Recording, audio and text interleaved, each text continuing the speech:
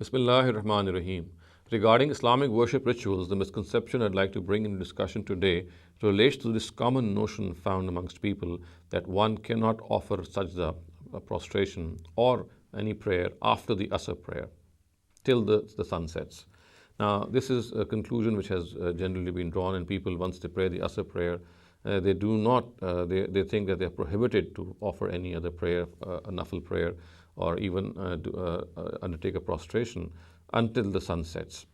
Now, this has arisen because of a certain narrative reported in Bukhari by Abu Sayyid al-Khudri anhu from the Prophet Muhammad sallallahu alaihi wasallam. The words of this narrative are, I'm reading the relevant words, La salata ba'd al-asr hatta taghiba ash-shams, which means that there is no prayer after Asr until the sun sets. So of course, when one reads these words, obviously the conclusion which he draws is that once he offers the Asr prayer, he should not offer any other nafil prayer or do any prostration until the sun has set, because the words of this narrative say so.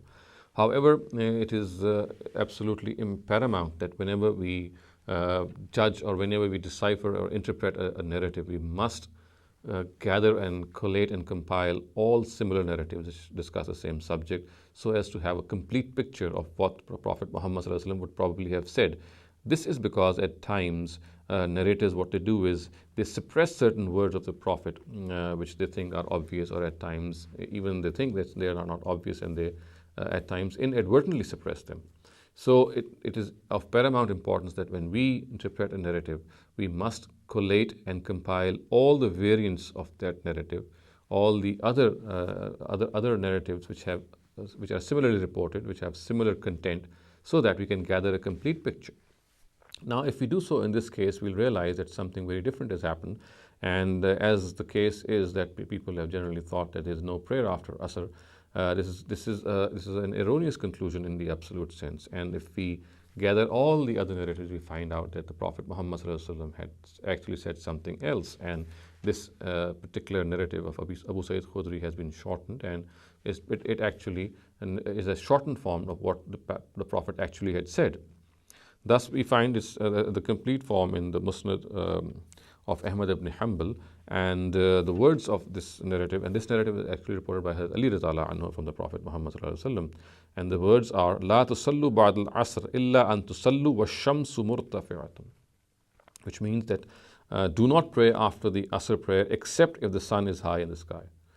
Of course, this points to a very important fact, and that is, we know that the prohibited time for prayer or to offer a sajda or a prostration is sunset. So the sunset, at the time when the sun sets, that is the time. Of course, we also have the sunrise, but here, since we are discussing sunset, so the actual time which has been prohibited in this, which is known to be prohibited, is sunset. Now, the fact of the matter is that since in the time of the Prophet, there was always a chance that if a person after the Asr prayer, because in the absence of clocks and watches, and people would have to have a rough estimation by looking at the sky as to what the time is, so there was always a chance that after offering the Asr prayer, a person would delay any nafil prayer that he would like to have offered, and delay it so much that it would have taken the shape of the fact that he would have offered that prayer right at the time of the sunset. So it was basically a precautionary measure, as is evident from the second narrative, that as long as the sun is there, as long as the sun is shining, as long as you which of course means that as long as a person is in a position to estimate that the sun has not set, he can offer the prayer. So basically, because in those times there were no watches, there was no exact count of timekeeping, the Prophet, as a precautionary measure, told his people that they should not pray after Asr, because there would be a chance that they would delay a prayer after Asr, and then they would offer it right at the time of sunset, which of course is the forbidden time. So basically, it was a precaution given, keeping in view the circumstances of those times. Otherwise, we know the exact time of prohibition is the time of sunset.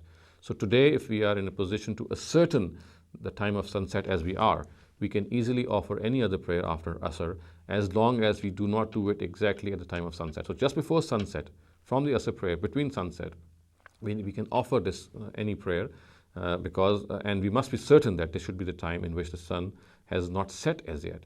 So it needs to be understood that the fact that this absolute prohibition, which people think has been given to them, that they must not offer any namaz or prayer or even sajda after the Asr prayer, it is erroneous to conclude that this is something which the Prophet said in the absolute sense. It was basically a precautionary measure given in his own times, giving due consideration to the fact that people do not have the exact track of time. They lose track of the time, and of course this could result in their worshipping or doing sajda right at the time of sunset.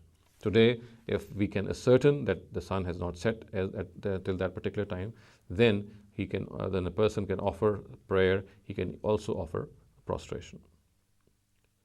أقول قولي هذا واستغفر الله لي ولكم ولسائر المسلمين والمسلمات.